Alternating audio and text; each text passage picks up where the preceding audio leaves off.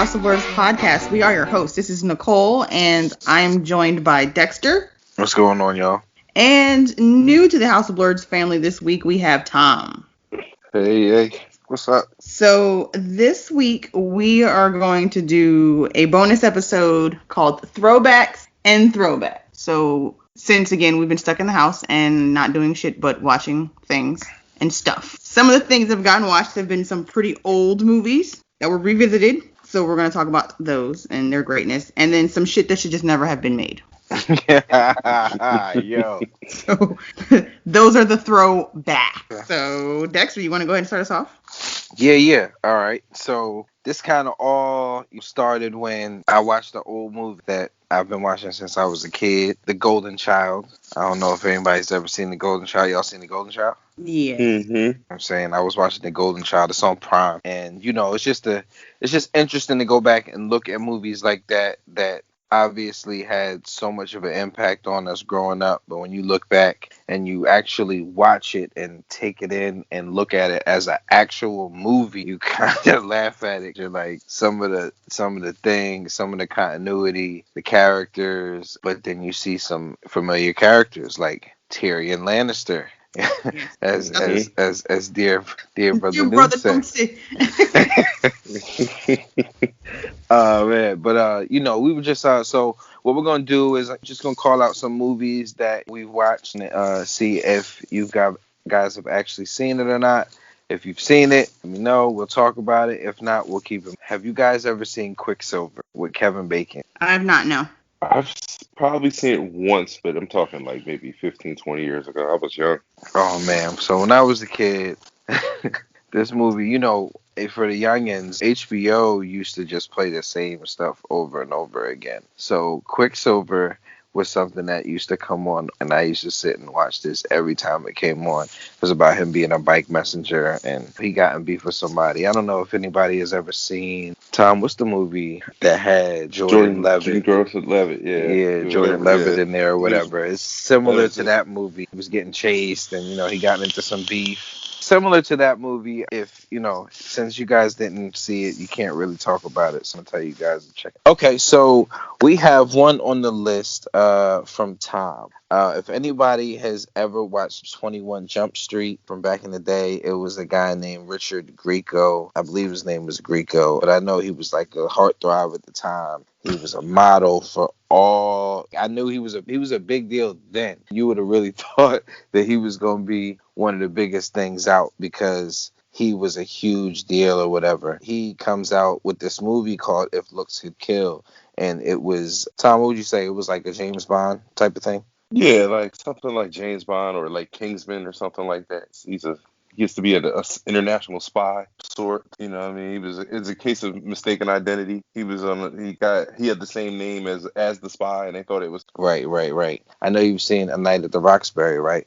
Mm-hmm. Mm-hmm. He was in A Night at the Roxbury, and he played himself. Like, it was a big deal, and he played himself in that. You go back and watch Night at the Roxbury, which is a movie that we could put on the list. Would you recommend anybody watch that movie? Oh yeah, all that, man. It's campy as it is. At the time, it's the early '90s. A lot of spies. Like I said, he had suction cups. He had the car with shoots all the little gadgets and stuff out of it, like James Bond style. It's a fun movie. You know what I mean? Yeah, I liked it. I watched it a lot. Throw it on the background. You know what I'm saying? Most definitely. There's nobody else in there that we really know. Nick. Yep. Did you find out where you can watch it at? That's one of those things you gotta find. Gotcha. It's like that. A lot of these movies are like that. I'm noticing that if you're not really that big, you're not going to get a license to be on one of these channels. Because if you look at Stars or HBO, they have so much old content. And it's like, if you don't get picked up by one of these guys, if you're not on Netflix, think about how much, and I don't mean to say it, but think about how much trash is on a Prime or, or on a Netflix or on one of these other stations, DSPs rather, that has so much crap. It's crazy. You would think that there's some place for everybody, but you still got to find these movies. I don't even know what they expect for you to find these movies. Do you just buy them? I guess that's what they want you to do. They want you to rent them. Well, if you really want to watch Looks Could Kill, you can get it off of Amazon for $7.42. Get the DVD. So you gotta just buy them. Interesting. The next pick. I think everybody's seen this movie. If you haven't seen this movie, you were probably under a rock somewhere. Or you think? Yes, for sure. Coneheads. Coneheads is on Netflix? Yes, Conehead is on Netflix right now. That's very lit. I didn't know that. That was my pick cruising through Netflix the other day. I was like, oh yeah, this is getting watched. Did you watch it or you just put it on the list? Nope, we haven't yet. Yeah, that's something that I need to watch. That's hilarious. That's mad funny. So anyway, Coneheads, if guys haven't seen it, it's about some aliens that come down from outer space. They try to cohabitate like regular people, but they have giant heads they're not really cones. They're more or less tall, round Homer Simpson heads. That's cone shape. But they're walking around here and they talk weird. They're not used to our customs. It's very hilarious. Crazy. Yeah, the way that they eat, the way that they have sex, everything. They procreate. It's hilarious. I haven't watched this. I was a kid, to be perfectly honest with you. So it would be dope to get some Netflix on and see what that's about. Coneheads is a spinoff, or it was a spinoff from a Saturday Night Live skit that Dan Aykroyd and Jane Curtin would do. That's worth noting as well. That's what like you mentioned, was it Night on the Rocks? Yeah. One of those. I think it's probably one of the successful. There's not a lot of movies from Saturday Night Live. It was like Superstar and like with Gruber and stuff like that. The Blues Brothers. Blues Brothers is probably the best one, I think. Yeah. I didn't know that was a spinoff from there. Yeah, it's one of their sketches to do all the time. Yep. Wow. Look at that. Learn something every day. Who put this on the list? I did. It's a watch. It's a watch for me. It's definitely a watch. This is a watch. You can watch this forever. This is like Miss Doubtfire. Oh. Tom, are you signing off on Coneheads as a watch it? Of course. I agree with both of y'all. It's classic. Definitely watch. Come on. Classic. It's not even a question. Watch that classic if you haven't seen it. If you have seen it, you already know what it is. Who put Sandlot on the list? Talk about the classic. I love that movie, man. It might be my favorite bit ever. Just a lot of it's like I love it's one of those movies where it's a coming of age thing. We got the kid who moves to town. He doesn't know how to play baseball at all. He didn't have any friends, but he like learns. And I think one of my favorite things about it is the fact that you don't even get into the plot of them till it's just a bunch of kids hanging out. Till it gets to the part where with the baseball. Right. And the dog and stuff like that. I always thought it was really good. It has that Wonder Years Christmas Story narration into it. I think that's so dope. Gives you that, you have the grown up narrations and looking back. It's really good, man. It's a real good, feel good movie. The kids have like the best in the world. I agree. Mad quotable, super quotable.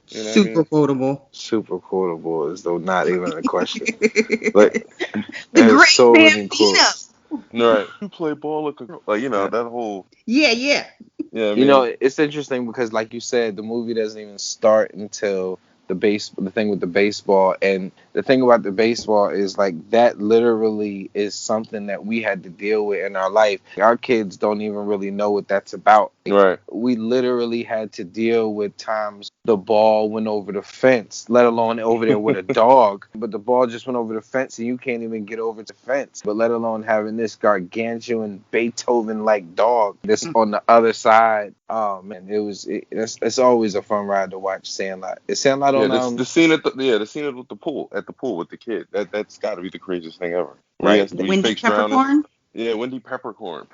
Yeah. Sandlot is the one thing where I own every pop that was released for that movie. Nice. Because that is one of my favorites for sure. How many pops do they got for that movie? Each individual character, the Beast has a pop, and then there is a set with Wendy and Squints.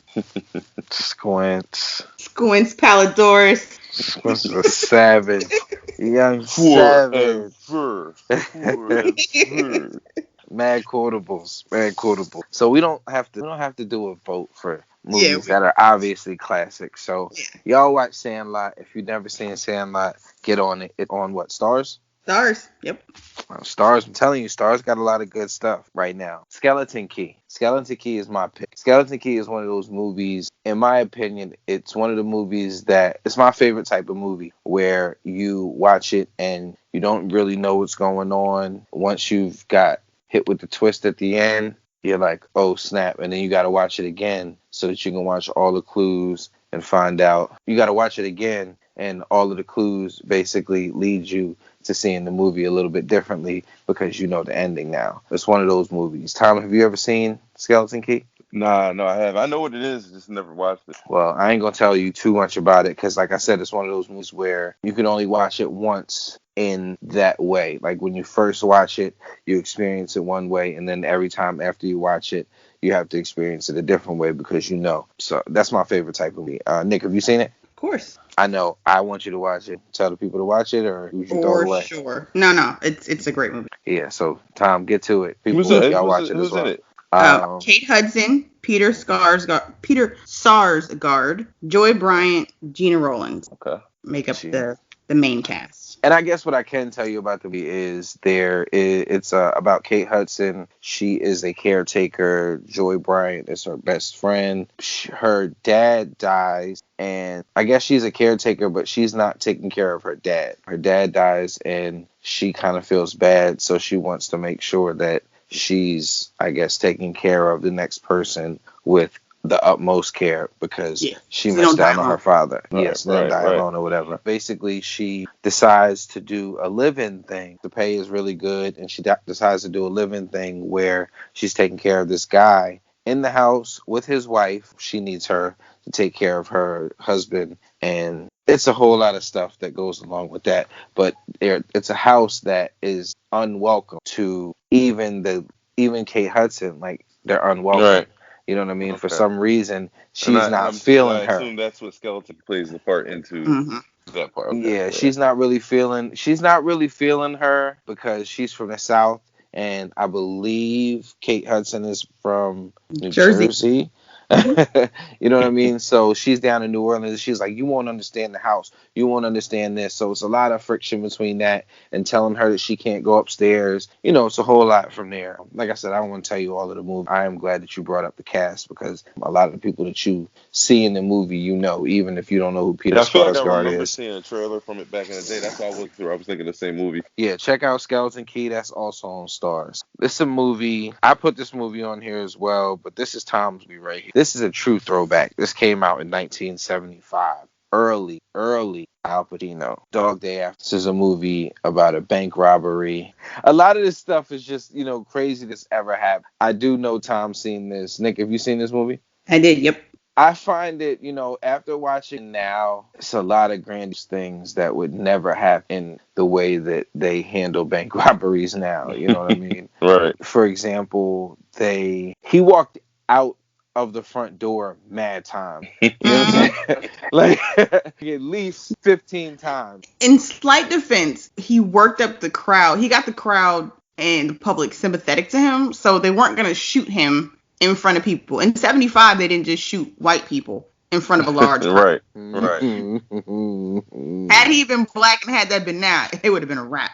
But, you know, I don't think that they're as reluctant to go in as they were then now. Like, I think now they have all types of equipment and stuff to say, look, we're going in there and we'll figure it out. I don't know. Do we have any hostage situations like that present day to even use as a reference? I think in the beginning of Den of Thieves, it's said that LA County, I think, has like the largest bank robberies per capita in the world, like on a daily. Yeah. So bank robberies are still happening in Cali. Now, hostage situations, who knows? But who knows? I mean, I guess, you know, in reality, there's always somebody that's willing to head down that road, and I guess LA has a lot of people. Big city, big desperation. Right. So I am not the biggest hot take. I am not the biggest of Pacino fans. Old Pacino. Like, I don't like Scarface. Not on this list, but we can go ahead and throw that shit back, too. I don't care what nobody's. So, had this movie brought up, and when I saw what year it came out, I was like, God, I'm going to suffer through this. I actually enjoyed this movie. That movie, it takes you on a ride from the beginning. Yes. They don't even tell you what's going on with it. They just start, and you're like, oh, okay. Like, it's one of them type of movies. And movies didn't used to do that back in the day. Movies didn't do that back in the day a lot. They didn't. I don't think there's too many movies from the 70s that hold up well today, and I think this does hold up as watchable. So Yeah, Pacino's performance is he's acting. He's acting.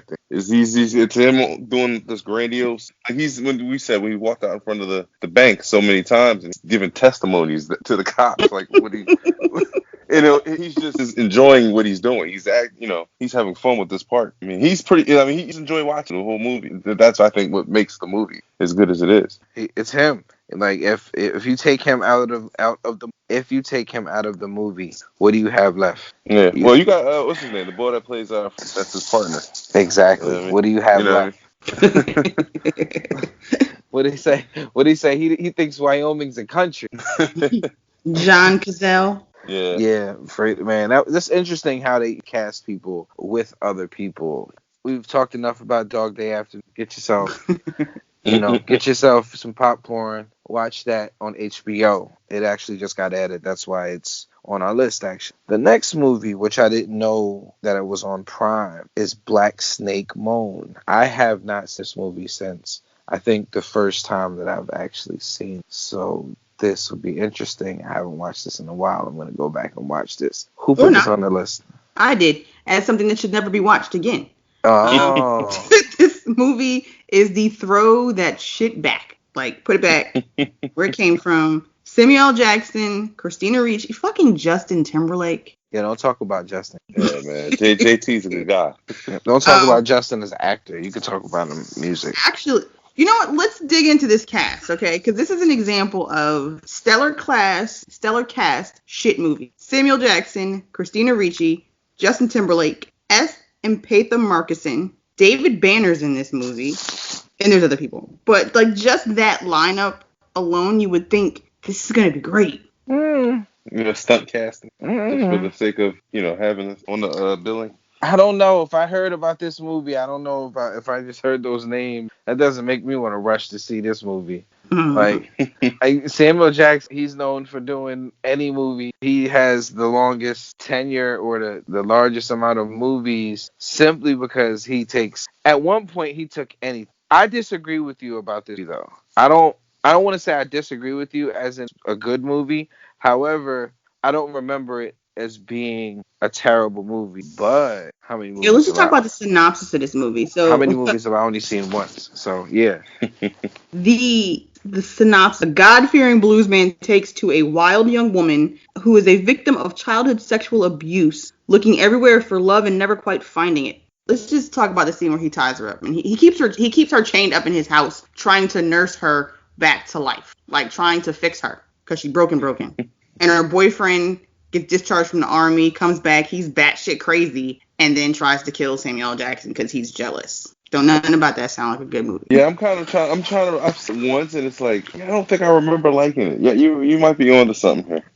Yeah, I'm still trying to give it. I'm still thinking like you got me changing my mind because I'm like I don't know what was good about it, and honestly, I can't stand Christina Ricci. Yeah, she spent half the movie chained up in her drawers. No, and everyone was sweaty because it takes place in like the Delta South, so it's just humid and it's sticky and sweaty people. So feel free to avoid this one like the plague.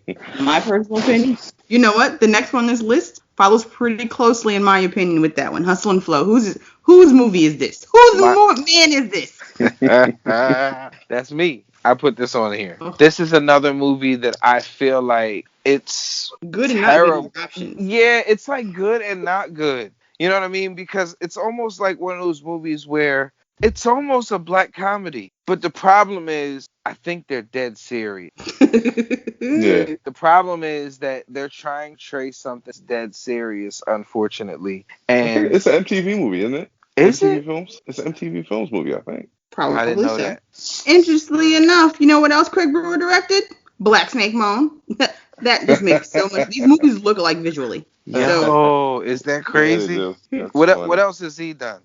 So he did Dolomite Is My Name. He's done stuff on Empire. He's done the Footloose remake, Black Snake Moan, Hustle and Flow. The Legend of Tarzan. He did do.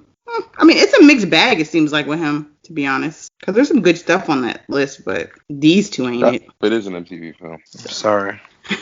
So, Hustle and Flow, are you saying people should watch it? No, I am not. You know, there There are movies, though, I believe that you should watch one time to know Experience. how bad it is. Sometimes, like, there's a few movies on here, and I'm gonna just put those together as I see them on the list. Shout out to Mafia for getting the Academy Award. Like, we have to That's mention the that. thing. The music, that was like the saving grace of. I Yeah, give it that. I was. remember them winning the award, and I've never seen anybody that hyped to get an Academy Award in my life. That's why that was Yeah. also a historical moment when 3 Mm. 6 Mafia won that award. And the first hip hop artist to perform at the Oscars. I say I'm never going to watch Hustle and Flow again. And however, if you want to watch Terrence Howard's terrible acting, No, hold on. I forgot about that. Yo, watch everything is watch every Hustle word. and Flow. Watch Hustle and Flow because you got Early, Cookie, and Lucius together. Because I forgot Taraji, Yeah. and I ain't gonna lie to you, Taraji only has a few movies that I rather not watch ever again. But watching Taraji act is. I love watching her act. I'm saying I like Taraji P. Henson. I believe that she did well in that movie. Who was the other girl in that movie? Taryn Manning. She was in it. Terrence Howard. Ludacris. Luda was in it. I feel like David Banner was in that movie too. DJ Qualls was in that movie. DJ Qualls. Oh man, Yeah. little awkward boy. Mm-hmm. But Well, if you want to watch it, it's on Sling. You can find it on Sling TV. yeah, if you like that type of thing, watch it. If not, don't. There's a couple other movies like that. Like I know Soul Plane was on the list. That's another movie that I think that you could watch and never watch again. But I know a lot of people that like that movie. Y'all seen Soul Plane? Yep. Yeah. Do y'all Never like it? watched again. Nope. No, I saw it. I don't remember laughing one time, and I couldn't believe that. You really went for every cliche, just low hanging fruit black joke you could find for like an Yeah. hour and a half. I agree there. That's why I didn't like it. I actually am I've been in the rooms where I am the minority in liking that movie or disliking that movie. Nobody was looking at me and saying, yeah, I feel you. They were in the same vein talking about how this movie was funny. And I was just like, it's literally, and there's no disrespect to him now. At the time when I was shitting on the movie, he hadn't really done much. Like, that was his biggest thing. Kevin Hart. Like his early That was run. like that was like his biggest thing, and it's unfortunate because that was his starring role. It was like Paper Soldiers and that, and he had been in. I want to say 40-year-old version might have came out already, but he just had a little cameo in that. And even if it didn't come out already, he just had a cameo in that. This was his starring role, and I remember watching it, and I was just like, "Y'all think this is funny? This is the worst thing that I like." I felt like it was the worst thing I had ever seen to date at the time. It was wild. Yeah, I remember man. reading somewhere someone commenting on it saying this might have like set black people back Yes, for yes, and it's that's how. existing. Yo, it's not fair that white people gotta watch that movie. White people watch that movie and probably crack fuck up. They probably go crazy because it is the most stereotypical movie you could probably ever watch. So, Soul Plane, are we saying watch it or throw it back? I don't think you should watch it. Yeah, burn it. Burn the film. Burn the masters. I agree. Throw that shit away. I was not here for it. However, if you do want to watch it, it's on Netflix. Next up, Wisdom, 1986. It's a throwback. Yeah, I put this on there. Tell This us is a about it. movie that used to come on over and over again. This is another bank robbery. Demi Moore and Emilio Estevez. Have you guys ever seen it? I've never seen it. No, I've never seen it. Oh man, it's about. It's one of those movies where you just end up taking your girl, and y'all end up going to the bank robbery. You realize, man, y'all ain't never going home. You know what I mean? It's one of them. It's super 80s. I'm saying I was you had like the rap. Yeah, it was super 80s, man. It was super 80s. There's not much to say about it. It's just one of those movies that I've seen a million times. I can't even tell you if it's good or not because I haven't watched fully since I've been grown to give a real determination on if it's good or not. So I can't tell y'all that it's good, but I can tell y'all I want you to watch it. Neither of y'all seen it. We'll just go to the next one. Wisdom just got thrown on there because I love that movie, and I used to love me some Demi Moore back then. You know what I mean? I actually loved Demi Moore until she married Bruce Willis. And then I was like, wait, Bruce bagged that? Hold on. Yo, don't do Bruce like that. Bruce is mad charismatic. And he was not bad to look at. Like, Bruce Willis was not a bad looking dude. We're gonna get back to Legend of Billie Jean, 1985, throwback. Tom. You seen this movie?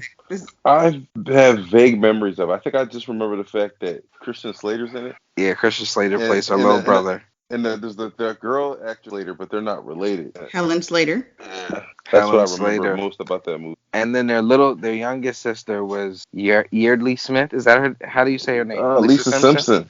Yeah. Yeah, she was actually in the movie. I think she played their youngest sibling. The movie was about someone was doing her brother dirty. Am I correct? Yes. Her brother was being harassed by like some local kids. And some guy who owned the store, he was harassing him, right? Yeah, they jacked up his scooter, and then the kid's dad like refused to pay it back or whatever. So she went on this like crusade for justice for her brother. What a movie! I grew up thinking this was a true story. I think it might have been a true. I feel like it was a true story, or I convinced myself that when I was younger, and I thought she was such a badass. Like, was it a true story? I don't know, but it could have been. She was like, that was like her early. Yeah, she was a shero. I thoroughly enjoyed this movie growing up. All right, so The Legend of Billie Jean. We all agree to. Well, I think Tom, you should watch it again if you haven't seen it. If you don't remember, I recommend you watch it. I know she recommends you watch it. It's a classic. It's a bad movie. Like, it's not a good movie. Don't get it twisted. Hold on. What you mean by it? I don't want you to get offended, but it's like, what's good about the movie? What you mean? It's a great. She's a great like. It's a great movie. It was at that point. It was a great movie for like women and girl empowerment. Like it was that is like the girl power movie of the 80s. I get that. I'm saying though, I'm talking about the cinema part of it. I'm talking about it being a watchable movie. Like it's one of those movies. It's one of the 50,000 movies that you watch and it's good for a little bit and then it dies in the third quarter. You know what I'm saying? Like, and we're not talking about something with 4 quarters. We're talking about this is a 1/3. Like when we get to the third quarter, it doesn't stick the landing. Nah, I mean it's a lot of movies. I think that's a lot of even our good movies. Like even the movies that we consider pretty good movies, like they start to get lackluster towards, the last quarter of the movie or the last third of the movie. It comes back at the very end. You dying at the end. Even like I just said, 40-year-old virgin. 40-year-old virgin is mad funny for mad long, and then all of a sudden it's flat. The movie Old School. The movie Old School is mad funny until a certain point, and it's like, all right. There was a time period where, just like we're in a time period right now, where there's so much Kevin Hart. Like I don't like. There's just Kevin Hart's great. His movies are great, but I'm kind of over him doing the same role, if that makes sense. We went through we're in a Kevin Hart phase, we went through a Will Ferrell phase, and we went through the dude who plays in 40-year-old virgin phase. Because he played Bruce Almighty, the sequel. Right. And I was just like, plays 40-year-old virgin? Yeah, he was in the sequel to Bruce Almighty. Steve Carell? Yeah, Steve Carell. Mm-hmm. Yep. We went through a Steve Carell period. We might still kind of be in a Steve Carell period. He might just be like hopping around. You speak about him like he's not royalty. You don't like him? I like Steve Carell's serious movies, like that one where it's a true story with him and the dolls. Marwan. Yes. Yeah, Marwan. That's I cried. I've never seen that movie. The movie. I like the Mark Ruffalo, the wrestler. I think Channing Tatum was in it. That was also based on a true story. Based off a true story, yeah.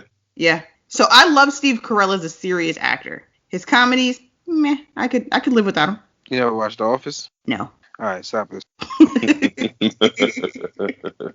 Stop this right now. Do you see all the memes that are made? I see the memes. I know The Office. That's why you don't understand. That's why you don't get it, because you have to, like, it's like if you take Martin out of Martin's show, like if you take Martin's show away from Martin's legacy, then Martin's not the same person. His legacy is not the same. If you take Fresh Prince from Will Smith, he's not fresh. That's Steve Carell. Yo, The Office. Just go back and watch The Office. So we're going to run through the last couple movies. And we're going to do a finale with somebody that I think is a great topic. He, as a director, is a great topic for this particular podcast. The next movie. I've never seen this movie. A Wrinkle in Time. Tom, I'm going to let you go ahead and start on this, because I completely disagree with you. for several reasons. But I'm gonna let you go ahead and give us your opinion. I never reading the book. I'm assuming it's a good thing. So I didn't really have that that reference going into it. So I didn't really know the story. And I seen all the people and I watched it. It was like young adult Disney sci-fi. I don't know it was going here, there. It was a lot happening. And I remember watching it's not keeping my interest. And maybe I'm too old for it. Or maybe I should have read the book. It just did nothing for me. And I didn't see what the big hype was about it. I completely forgot about it right after I saw it. That's very fair then. Okay, so I won't say I completely disagree with you then. That is very fair because having read this book, this is one of my favorite books growing up. Right. But this is also geared, I don't want to say geared towards girls, but it really was. Like, this is the perfect, if you have a daughter, like, father-daughter movie day to go to, is what the movie was. And the book was pretty much the same thing. It was a great, if you're a girl who's into sci-fi, science, things like that, like, this, Meg was you. If you like those things, like if you were a girl nerd back in the like this, you were Meg. So it was a really great book. It's a smart book. It holds up well. The movie was good. Yeah, the movie was. It was Disney. Disney put this. Sometimes Disney touches things, and that's why I said it felt like it was like this weird blend of Disney, some type of science fiction. I'm like, okay, like it looked cool. A lot of the shot really cool, and I give it that. Do you remember the Phantom Toll Booth? Sounds familiar. Okay. That was another one. But that movie is like, they did that movie, but that was an old movie. I would say, again, A Wrinkle in Time is a great, if you have little girls in your life, like, watch it with them or they could watch it. But it's a good movie. It's a fun movie. I liked it. Dexter, did you say you have not seen A Wrinkle in Time? I have not seen A Wrinkle in Time. That'll be on the long list of Disney movies that I've never seen. Okay, that's fine.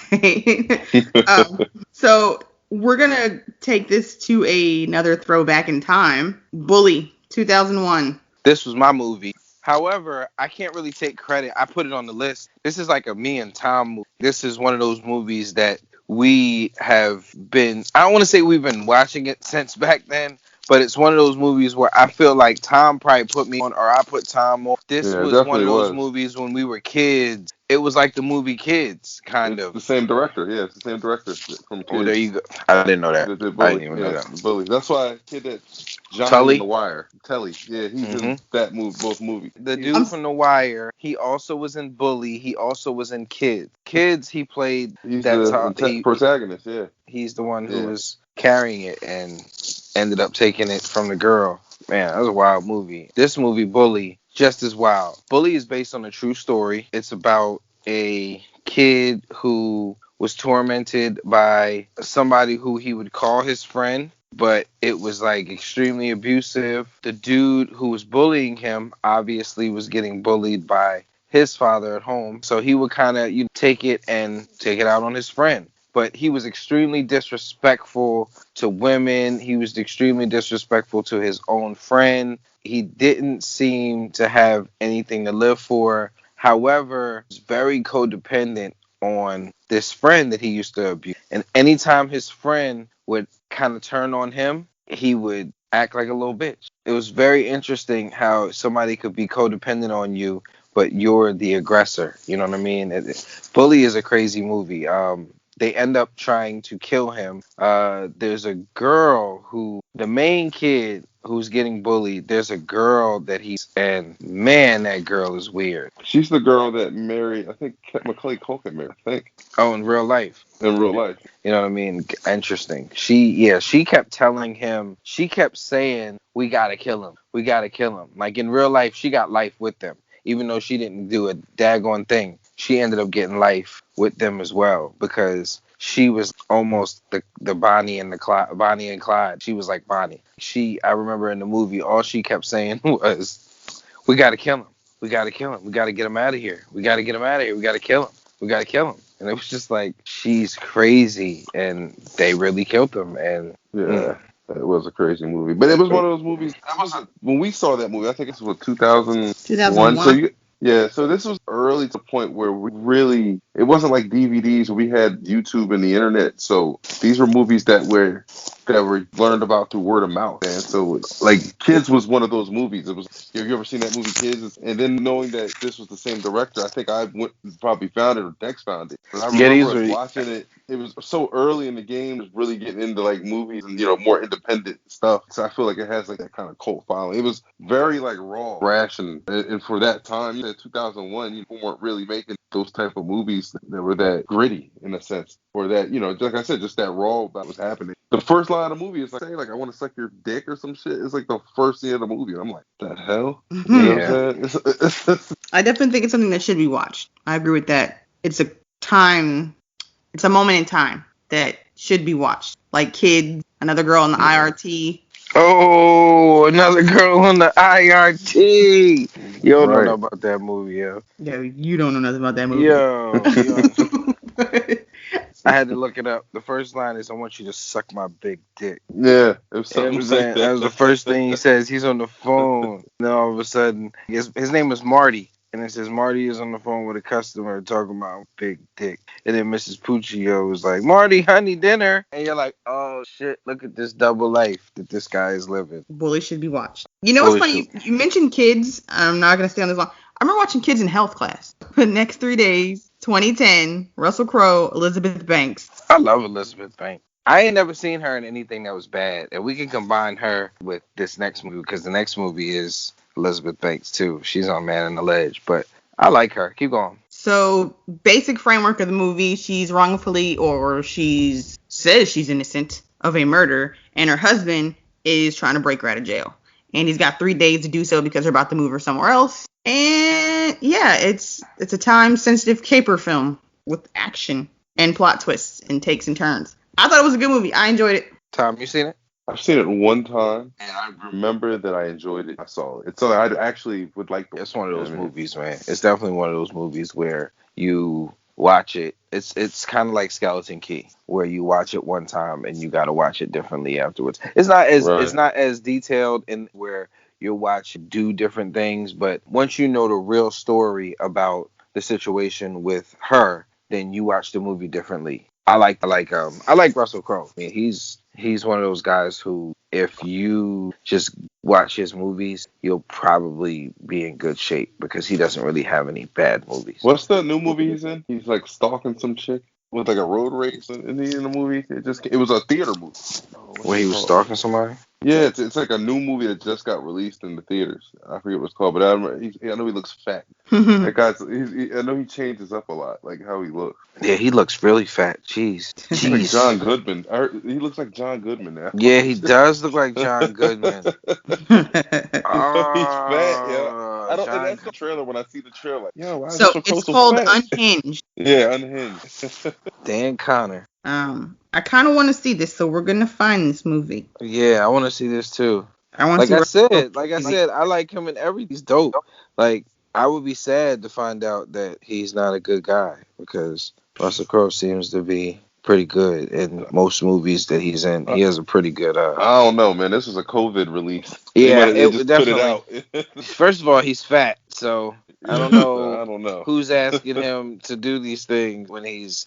Did anybody see Robin Hood? Because I didn't. No, I didn't watch his Robin Hood. Yeah, he has a Robin Hood. Yeah, he has a movie called Robin Hood. It was in 2010. Who else was in it? Star-studded cast. I feel like I saw Kate Blanchett, Mark Strong, Oscar Isaac, William Hurt. Oh, damn. Yeah. Danny Hudson is in it. He's the guy he plays. Nah, I ain't never seen this. I'm looking through the pictures. Yeah, I feel bad because I've seen the one with Fox, Taryn, what's his name? Edgerton? Yeah.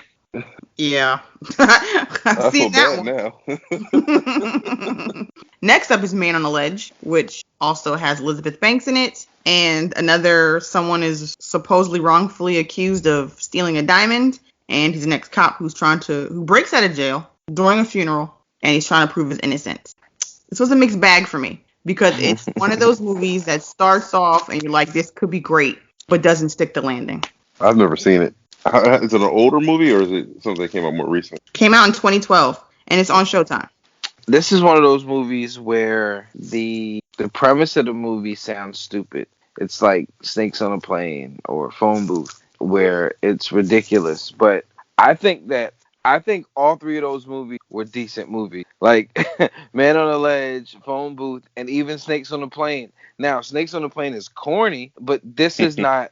I've watched way worse. I watched way Sure. worse than that. Man on the Ledge was. I think the only thing about Man on the Ledge is finally find out the end. You're like, oh. It just Okay, ends. cool. Like, yeah, it kind of just ends. Like, after all of the technical things that they do, it kind of just ends. Yeah, I get where you say it's a mixed bag. I get that. I mean, it's not a waste of time. I would categorize that. I have movies that I will put on to fall asleep to. That is one of those. Right. Yeah, I'm with you. I'm not managing. So, Tom, when you get tired at night, you can put on Man on a Ledge. You don't even need to finish it. You're gonna only make it through what's good anyway. All right, Bloodshot, 2012, on Stars, Vin Dieseling. Yeah, this is on the movie. This is one of the movies that when I decided to throw something back, this was the first movie I think of because it's the only movie that I can remember in recent that I wouldn't finish. The movie was terrible. Tom, you watched it all, right? Yeah. Thoughts? Did you like it? It was so basic. It was nothing. There's nothing about that. It's like we're gonna cash in on the comic book graphic novel fee, and we're gonna get Vin Diesel to star in it. That's all it is. I'm not even. Yeah. It does nothing for me. That other movie you had showed me prior to that made me really not want to watch it. I think is it called Upgrade? Upgrade, yeah. No, yeah, Upgrade is like that movie is a low budget independent film that was dope. You know what I'm saying? And compared this, it's like you got Toby Kebbell's in the beginning. I thought that was with him playing Psycho Killer, but other than that, it's like this is dumb. It's a waste of time. I'm a simple person. When I start watching a movie like this, and I start trying to analyze, like that's some bullshit. Why would you even do that? Like how, like you know what I'm saying? I start doing that. Like when what world was that? I start having those kind of moments. I'm not paying attention to the plot anymore. Right. I'm starting to look at other stuff. It's a movie. It was a movie that we should have put on the list, Nick. I remember we watched this early. Was it called Black and Blue? Yes, Black and Blue. Black and Blue, yeah. That's one of those with Tyrese. Yeah. Yes. Yeah. And Naomi Harris, because I love Naomi Harris. Mixed bag. Speaking of Naomi Harris, she still hasn't popped up in this new show yet, but she's supposed to be on a new show with Jude Law. Did you know that? No, I didn't. The Third Day. Oh, you mean that movie that we're struggle watching? That's a show. Oh, that show that we're struggle watching. Man, look, I fell asleep on it. I don't know what you're talking about. I fell asleep on it.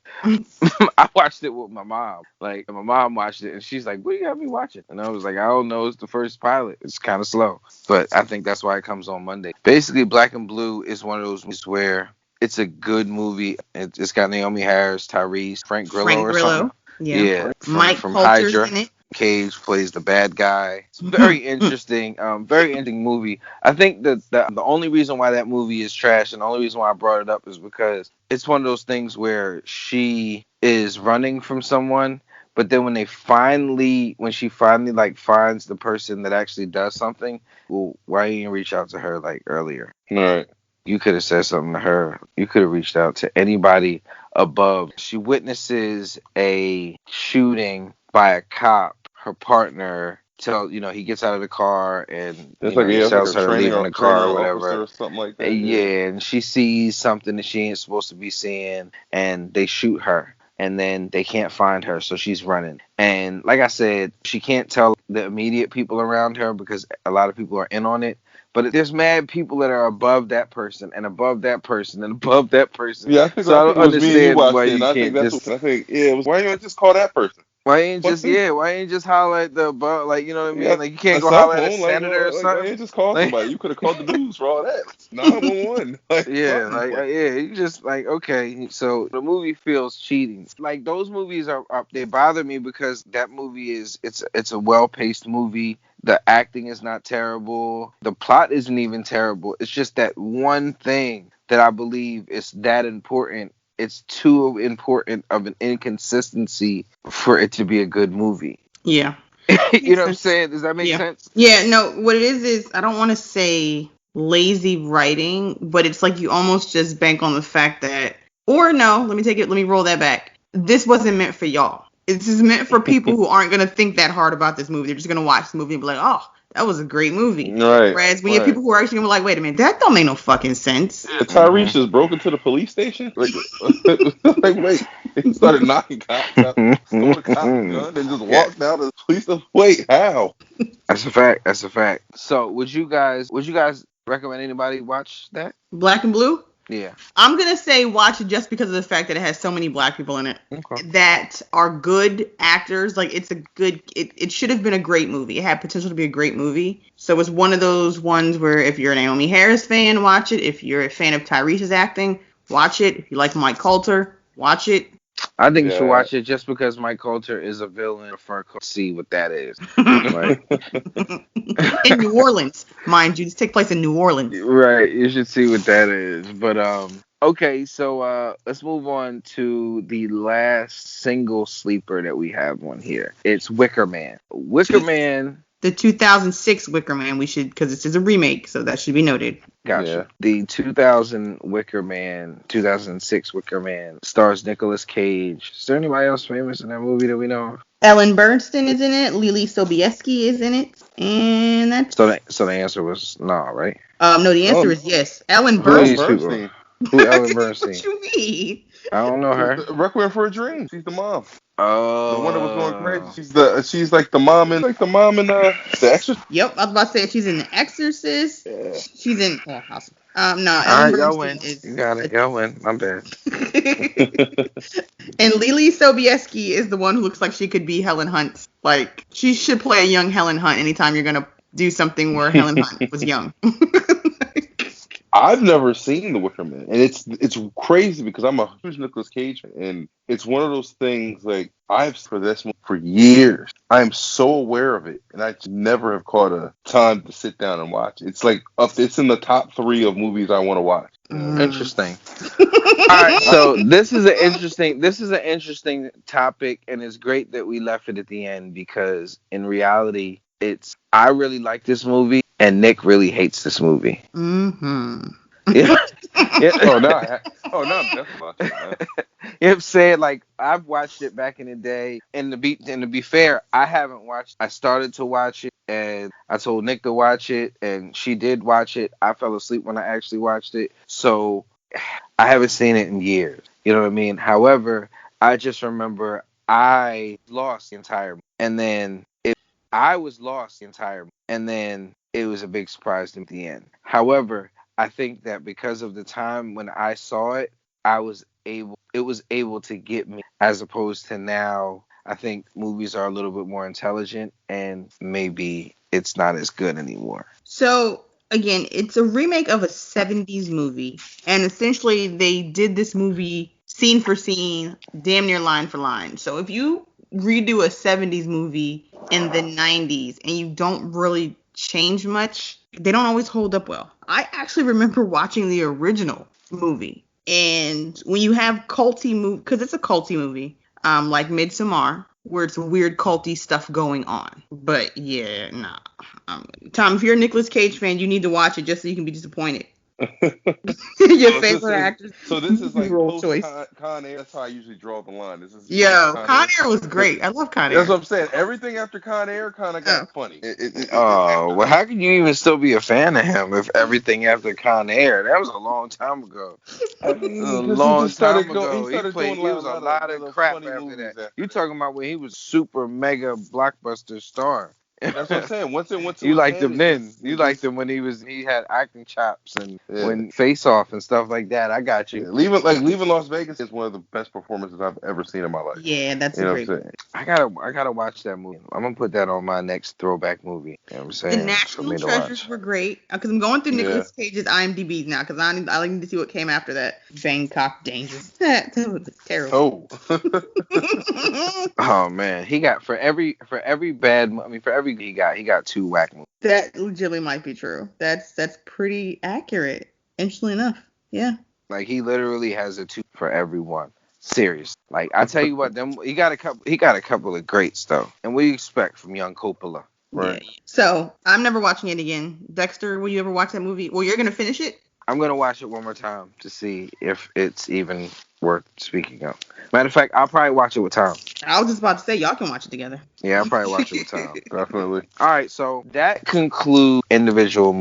I decided that this next director, M. Night Shyamalan, Philly native, he's from the area apparently. All the movies are in local Philadelphia. But he, I believe, is a controversial director because you either love him or hate him. He has a lot of movies that some think are great and some think are absolute trash, but he has the unique way of having that same movie some people think is great be trash to somebody else. So I think it's an interesting topic to bring up when we're talking about throwbacks and throwbacks. So we'll just He is definitely the director of Throwbacks and Throwbacks for sure. like he started this shit. Like Yeah. Now he created this. So this he created this podcast genre. is an ode to M. Night Shyamalan. Okay.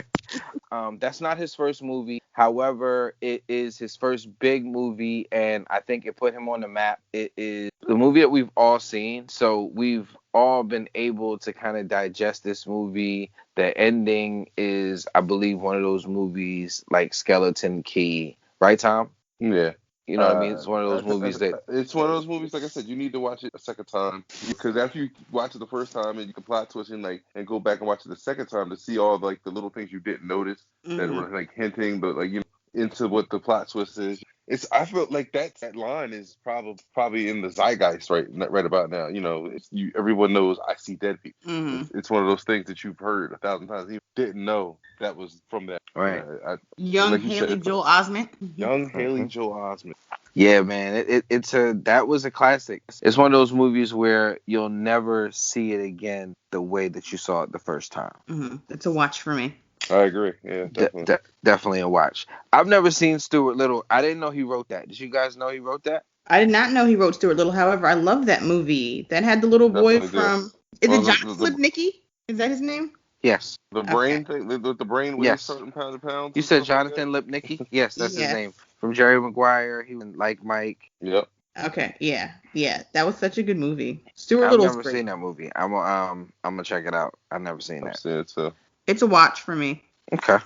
I'll watch it as well. Then it goes to the movie that I know you're not a big fan of, Unbreakable, which is the beginning of a trilogy that he creates later on. Unbreakable is about, it stars Bruce Willis and Samuel Jackson. It is about a man who is on a train and he is the lone survivor in a huge train crash. And when I say lone survivor, he hasn't a scratch on his body while pretty much everyone is dead. I remember specifically a scene where he's in the hospital bed and the guy next to him is the only survivor next to him, and then he finally dies, and then everybody's looking at him like, why don't you have a scratch on you? Because that was the last person that was alive. Very interesting movie, and this guy not realizing that he's been unbreakable his entire life, and he doesn't realize it until this time. He's got kids and all of that. Samuel Jackson plays Mr. Glass,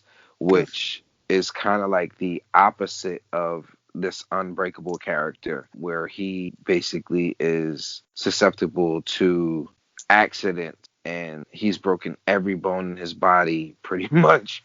It's a very interesting movie where they play good versus evil. It's not a traditionally watched movie. I mean, it's not a traditional watch. I don't think a lot of his movies are traditional watches. I think he goes left field with pretty much every one of these movies on the list. You guys agree? Okay, Tom, what are your thoughts on Unbreakable? I thought it was cool when I first saw it. At that time, it was almost especially with the whole Mr. Glass. I was like, oh, so this is like some type of like indie comic thing. So I enjoyed it. And that was my problem with it because that's how he sold that movie, as this is essentially, it's a comic book style series. The entire series it was origin stories. Each movie was an origin story leading to Mr. Glass. So yeah, and we probably should have I know these movies were done and that's the thing, because they appear separately on this list because they were so far apart in release times. So it's like you watch Unbreakable. I didn't like this. I didn't like it. I wasn't a fan when it came out. I will say that if you're going to sell it as an origin film, once you've watched Split and Mr. Glass, then it's like it's only worth watching so you know where those two came from. Because those two, to me, were leaps and bounds better movies than Unbreakable. Could just be a time period thing. Could have been a limited money budget thing. I don't know what it was, but I didn't care for Unbreakable. Like he probably wasn't even thinking about this when he made it. That's what I he probably just like, I'm gonna make this movie and blah blah blah. But then when Split came around, which I've never seen Glass, but way better movie than You've never seen Glass? No. Oh, come over after the pod. Let's watch Glass. I just never got around to it.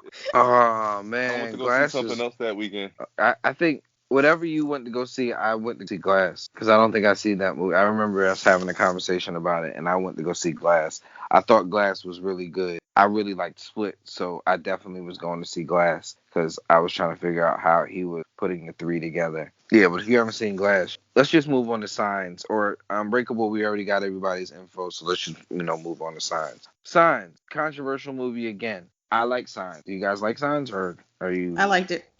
I think it might be my favorite movie by him. Yeah.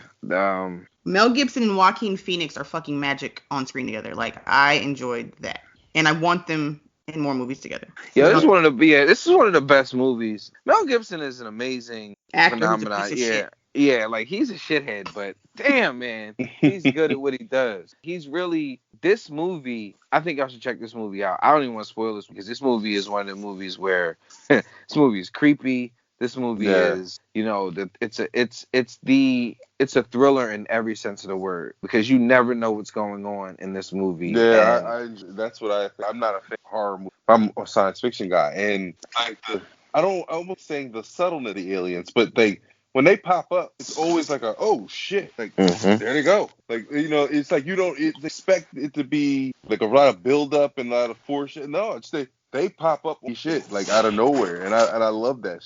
I think that's one of my favorite things about the movie. So we all signed up for Signs, right?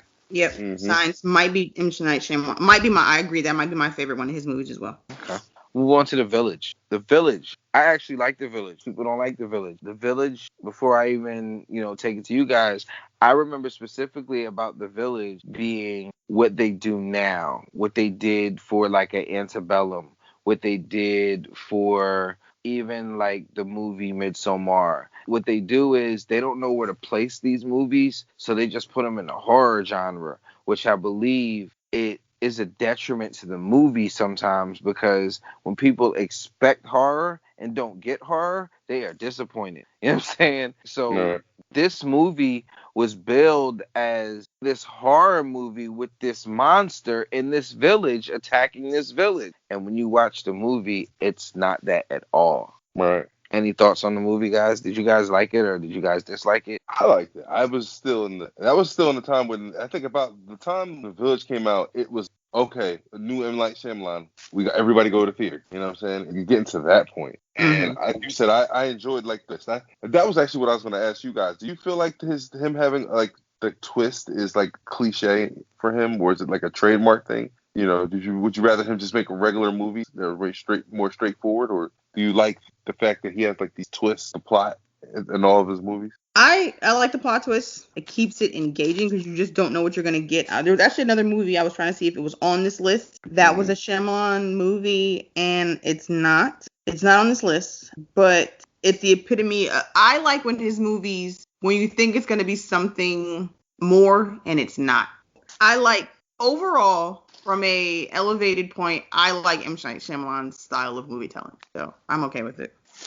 I imagine that trying to find a twist for every movie is pretty exhausting. However, I think I like his twists most of the time. So I'm with him. I think the twist has a lot to do with the ending. The ending, like, you know what I mean? Like, if you have a good movie that has you engaged, and then you have a twist, and then you have a good ending, that's a good movie. That's it. Right. I mean, like, that's really all you need, you know what I mean? And, some movies do it a couple times, and they rinse and repeat. But, like, that's really what a great movie is, and it doesn't have to be this Oscar stuff, you know what I mean? So, I remember liking The Village. It had a twist that made me go, oh snap. And then if you ever watch the movie again, you watch it a different way. And I think that's a value of a movie like that, when you watch it one time and now you know the ending, and now you get to watch the movie a different way the next time. Right, right. You know what? That is what he does. He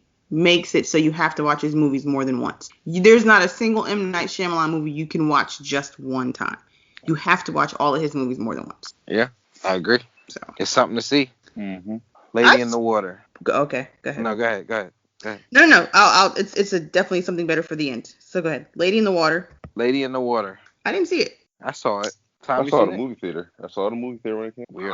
We're still running to the theater. Oh, new M Night Shyamalan. Gotta go. Yeah. I ain't gonna crucify you then. You're right too, because it was. I think this was the movie that I don't think I seen in the theater. However, I think this was the movie that I seen that made him lose that for me. Yeah, it is. It is the movie, because I remember sitting in the movie theater and everybody looking around at each other like, this isn't that great. And you're like, what am I watching? It's a movie about a mermaid pool at the motel. Like, Usually, you know what the funny thing? I think most of the time when people, I don't know, forget what the actor's name, but dude was working out only one side of his body, and that's always what I think about. Freddie Rodriguez? Was it Freddie Rodriguez? It might have been Freddie Rodriguez. He was only working out like the one side. So he had like one buff arm and one like normal arm. It just looked weird as shit. Weird. Lady in the Water, guys, check it out. If you, I wouldn't recommend you check it out. Don't waste your time. So that's the one Shyamalan throwback so far. Yeah, you can throw that back. You can put that back. I said put Unbreakable back, so. All right. The Happening. Nah. This is another one that can be thrown back. Yeah. I don't remember anything good about this movie. So is it that the movie wasn't good, or his choice of lead actor wasn't good? Because if we had to substitute somebody else out for Mark Wahlberg, could this have been a better movie? Is this the movie where Mark Wahlberg was a teacher? Yes. Got it. So this nah. The Happening. I mean, look, I'm against Mark Wahlberg in certain roles. However, I can't blame this on him. I don't dislike the movie for Mark Wahlberg. I just don't. I think the plot twist makes my problem. Like, you watching a movie, you're intrigued until you get to the movie theater, and then you watch it, and then it's visually intriguing. People are just jumping off the fucking roof. You know what I'm saying? Like, you're just like, yo, why are people doing this? And when you find out why that's it? That's what it is? What? That's lame. You know what I'm saying? Like, it's one of those movies. Somebody took The Happening and decided that they could make it better and called it Bird Box. 100%. That's exactly what happened. Yeah. It's the same fucking movie. Yeah. Next. The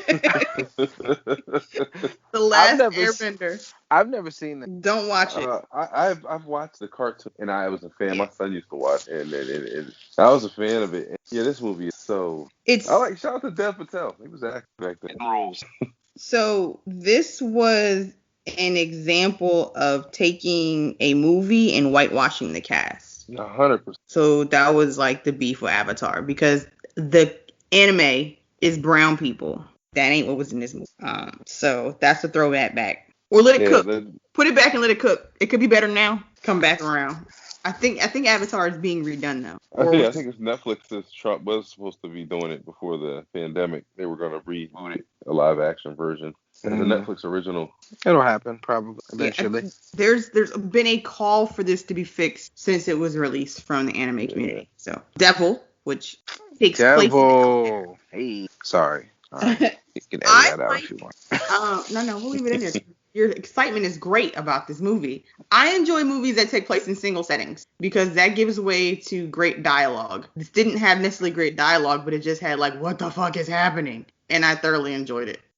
Yeah, I agree with Nicole on that one. Because you're right, but yeah, it was more of a like. I think that's for me. That's what it was. It's like, yo, what is going on? That was enough to keep me intrigued in the movie, just wanting to know what was going to happen next. Yeah. So I agree with that. I agree with you on that one. Let's see. Who made up that cast? Okay, go ahead. I remember watching this. I saw this movie without knowing that it was his movie. So I just like saw it, and I didn't know anything about it.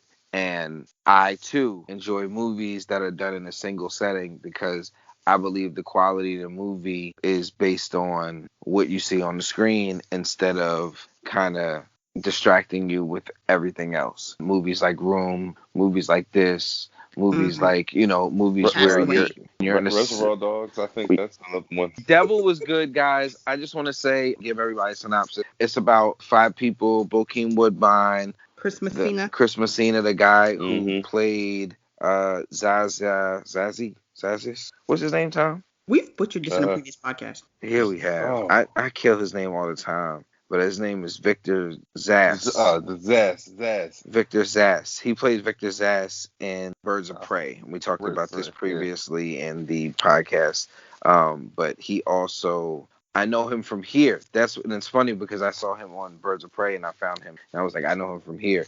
One of the guys, the guy from Next Friday is in it. Jacob Vargas. Joker. Watch this movie. Devil's a watch for me. Definitely a watch. After Earth. Will Smith, Jaden Smith. Never seen that. Throw it back. You don't need to. You miss nothing. And you miss nothing. I don't know why someone saw the two of them together in The Pursuit of Happiness and thought, let's put them together in something else. No. From what I've heard, that Will Smith took over the set. And like I said, there's a lot of things. Like I said, this weird accent they have in the movie, I can't stand. Mm-hmm. It drives me crazy. It's just a boring movie. I remember, it took me 3 sittings to watch the movie. I think I stopped it twice. Like, I didn't care. And then I was like, no, I started it so I can add it to my list. And I started watching the second time, and I think I fell asleep. And then the third time, I just finished it to finish it. I'm like, dear God, no. But never again. But I do know that the money he used to make the next movie, which I enjoyed. And the next movie being The Visit. Oh, this is a running for his best movie. Wait, is this the movie with the kids? With the kid from called Terrible, No Good, whatever that kid's name was. Yeah, Alexander. He was a rapper. Alexander. Yeah. He was a rapper. This movie is awesome. This movie is fly. Like, did you see this movie? I did not finish this. I've seen part of it. Oh, the end is the craziest part. Then they're like, let's let her have it. Yeah. Because this is one of those. Oh, wait a minute. Isn't this like a spin on Hansel and Gretel? No. You thinking that because of the part with the oven. But yeah, because no. Wasn't Grandma possessed with some? Okay, yeah. All right, never mind. I'll finish it later. Yeah. This might have been some shit I put on and fell asleep. But I remember that. And I thought it was like a play on Hansel and Gretel because I kind of remember the grandma's weirdness. I get this movie mixed up with the other movie, with another movie. There is like a Hansel and Gretel movie. Anyway, but yeah, this is the movie. And Tom, I'm gonna say to you in code, you guys don't have to record this, but I don't want you to. I mean, you don't have to keep this, Nick, but I don't want to mess up the movie for you if you really haven't seen the end. Tom, is this the movie where the grandparents send a letter and say that they want to see their kids, and then the grandparents send a letter and they say they want to see their grandkids, and they send for them, and the grandkids go there, and then they're there with the family, but the family is acting weird, and then they find out later on that okay. And you never seen this, Nick, based off of what I just said? That's what I didn't finish it. I'm pretty sure I started and fell asleep. All right, you need to watch that movie. I thought it was really good. Like I said, it's one of their best. It's one of the best ones. All right. Next up is a 2-pack, Split and Glass, finishing up the Unbreakable series. Both very good movies. I've seen Split, haven't seen Glass, but really enjoyed James McAvoy. James McAvoy is a great actor, and I appreciate his acting from this movie. To be able to play that many personalities believably in that way, I enjoy. He has an Oscar with his name on it at some point. That man will get an Oscar. Has to be. He doesn't even take the roles though. He's just, I don't know. We gotta watch his Darkman. No, he's got the roles. The problem is there's always another movie that comes out the year these movies are made that overshadow him. That's the problem. Like, he should have gotten a nomination. I don't know if he did get a nomination. Yeah, I think he should. I agree with you. I think he should have gotten a nomination. Yeah, like, that should have happened. But I think it's like something else always comes out. Because going with, let's see, he was great in Frankenstein. He's been great in X-Men. No complaints there. Wanted was Wanted. Mm-hmm. The Atonement was great. But I like period piece movies. Last King of Scotland, but that was more so Forrest Whitaker. stole that movie. He stole it. He was the. Well, I'm just saying, like he was Please. that was his movie. Like James McAvoy was great in that movie, but Forrest Whitaker outshines you in screen. Right. But yeah, Split and Glass are great. Watch them. And that's y'all are watching Glass tonight, correct? I don't know if Tom's actually coming out of the house, but I was just saying. You know, it's funny because you said that, and I'm pretty sure Tom chuckled like, shit. I will try. I'll come out. I don't know what the situation You ain't gotta is. lie to him. Just say nah. Maybe we'll watch 30 minutes. Maybe we'll watch 30 minutes of it, 45. So Split and Glass are the last movies on his list. I believe Glass is his last that he's done. Okay. Which leads us to television series Wayward Pines. Anybody see Wayward Pines? I did not finish it. I watched the first season. No, I haven't. I watched the first season as well. I actually, my kid's mom watched a lot of the second season, and I was kind of around when she was watching the second season, and that looked pretty good as well. They had switched from the main character to a different main character. I think Matt Dillon was the first main character. And then I think Ryan Felipe. Let me check that. Yeah, I think it was Ryan Felipe. Well, you can find it on Hulu. Is there only 2 seasons? Yes, and they're very not anthology series, but they're a different time period. Like it's a weird show. As a matter of fact, I don't even know if I recommend. You said you seen the first season. Mm-hmm. Did you like it? It was okay, but I think there was something that was announced where I was like, I'm not investing any more time in this, if that's the case, type of thing. Because I believe at that time, Wayward Pines came out. There was about 3 or 4 shows on that followed the same kind of model. Because there was one on ABC with a kid that went missing that took place pretty much on a beach type town too. Like there was several series at this time that came out, and it was just like cut and paste. Someone Right. had this idea, and let's just keep doing it. So it's hard for me to tell someone to watch something that only has 2 seasons. That's a series like this. Like if you don't need an ending, then if it's a cooking show or a something where people are eliminated, cool. I'm kind of with you on that. I'm kind of with you. If I don't have anything to watch it for, like if you didn't end the show, then I don't know if I can watch it. Yeah. Like if they didn't end the show, meaning give you an ending. Mm-hmm. If you just canceled my show, I don't even know if I need to watch the first 2 episodes. You know, I'm big on Suits, but it's like I can't bring myself to watch Pearson because I know it's only 1 season. It's like, what am I watching it for? Yeah, to get invested in something and then just have it fizzle. Yeah, so, it's 10 hours for what? And to be fair, he directed the series. This was not an original idea from him. This was based on some books. So he only directed the pilot of the first season. And I think he's listed as like executive producer. So he put the money up. Yeah. Got it. He helped to get jump started by putting his name on it. And then once people realized this is not a Shyamalan thing, it was like, wait, nah, never mind. Okay. You kind of didn't sell it to me, and I've never said that. Well, lastly, The Servant. Your favorite. Wait.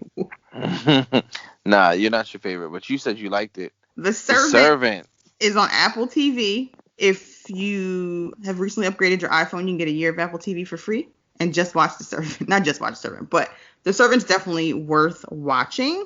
It has the young lady who played, what was her name on Game of Thrones? She's on Game of Thrones. She's totally unrecognizable in The Servant because she's grown up and her hair is black. But the main girl in The Servant played Jaime and Cersei's daughter, Marcella Lannister. Yeah. Is grown up and playing this crazy lady on The Servant. And it's like, it's got, what's her name? Rupert Grint, first off. Weasley. I think this is one of the first times I've seen him outside of that TV show he was doing with the race cars, where he's done something grown up. I don't think I've seen him in any other movies besides this. It's interesting. He plays a dirtbag. But, I mean, he kind of comes off as a dirtbag, and he plays it well. Like, I think it's just his role. Tom, have you seen The Servant? I've watched a considerable amount of it, Dex. I feel like we finished. I almost, and I'm pretty, to the point where I'm almost confident that I could, so.